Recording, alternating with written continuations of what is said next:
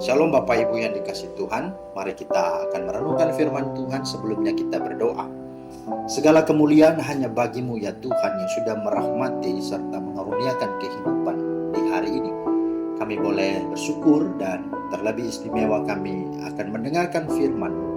Buka hati kami ya Roh Kudus, tuntun dan terangi sehingga kami mengerti dan kami boleh menjadi pelaku firman-Mu yang setia. Dalam nama Tuhan Yesus kami berdoa. Amin. Nah, Bapak Ibu yang dikasih Tuhan, firman Tuhan kita pada hari ini terambil dari Amsal 20 ayat 6.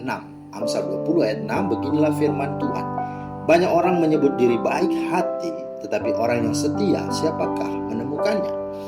Itulah dasar firman Tuhan pada renungan kita hari ini. Bapak Ibu, tema kita adalah harga sebuah kesetiaan.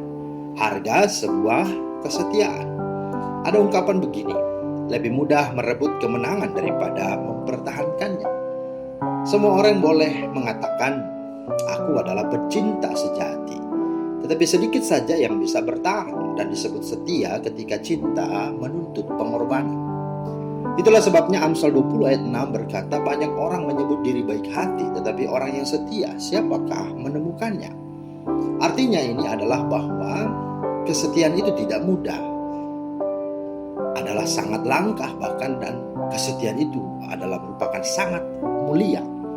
Itu sebabnya tema kita adalah harga sebuah kesetiaan, dengan maksud dan arti sebagai berikut. Yang pertama, bahwa dengan kesetiaan seseorang akan menjadi dan akan disebut sebagai pribadi yang berkualitas, bermutu dan mulia. Ibarat sebuah produk, ketika kualitasnya bagus dan dapat bertahan lama, menunjukkan bahwa barang tersebut bermutu, baik dan memuaskan. Begitulah yang terjadi pula dengan seseorang yang setia. Sekalipun ditempa pergumulan berat dalam rumah tangganya, jika masing-masing pasangan masih tetap bertahan dan mempertahankan janji pernikahan dan cinta mereka, apalagi kalau sudah ada buah dari cinta mereka yaitu anak-anak, maka keluarga ini adalah keluarga yang berkualitas, keluarga yang bermutu dan luar biasa. Nah, yang kedua, harga sebuah kesetiaan, maksud dan artinya adalah bahwa dengan kesetiaan seseorang akan menjadi dan akan disebut sebagai pribadi yang mahal, ekspensif, tetapi juga eksklusif, istimewa dan bernilai.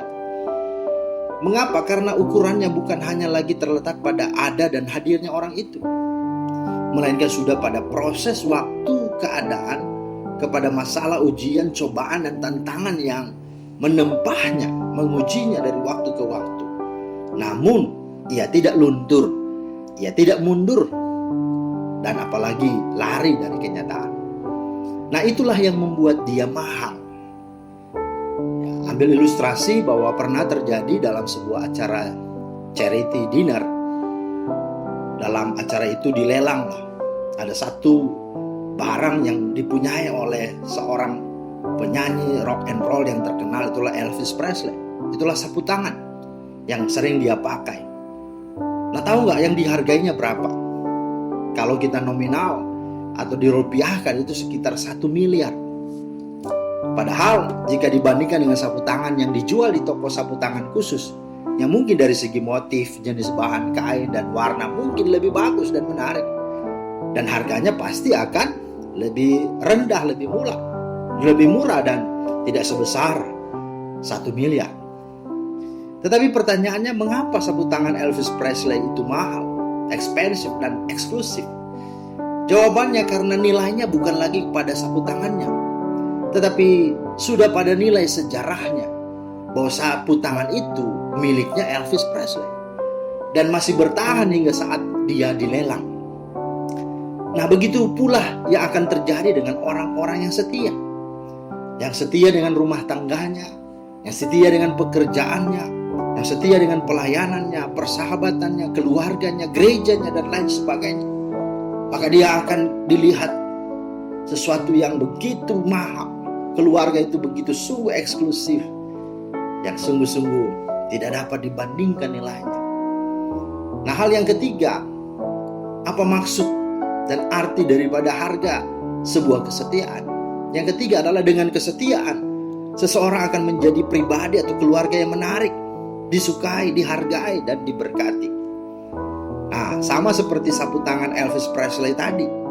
Mereka semua yang hadir dalam acara lelang itu rela mengeluarkan uang mereka berapa saja pun, sampai angka 1 miliar. Nah, pertanyaannya mengapa? Jawabannya karena mereka memandang bahwa betapa berharganya sapu tangan Elvis Presley itu. Nah, begitu pula juga yang akan terjadi bagi setiap pribadi dan rumah tangga yang setia. Sehingga yang menghargainya bukan saja orang dalam keluarga kita saja, bukan juga orang lain saja, tetapi Tuhan Allah itu sendiri. Kata Tuhan, baik sekali perbuatanmu itu, hai hambaku yang baik dan setia. Engkau telah setia dalam perkara kecil, aku akan memberikan kepadamu tanggung jawab dalam perkara yang besar. Mari masuklah dan turutlah dalam kebahagiaan Tuhanmu. Matius 25 ayat 21. Dan ketahuilah bahwa ketiga hal yang disampaikan ini sesungguhnya telah Yesus hidupi dan lakukan. Yesus tahu apa artinya tertolak, apa artinya dikhianati, ditinggalkan, disakiti, dikecewakan, diludahi, dihina, dibenci, dan bahkan tersalib sampai mati, ya, dan tergantung di atas kayu salib. Tetapi apakah dia mundur? Apakah dia menjadi pribadi yang berubah?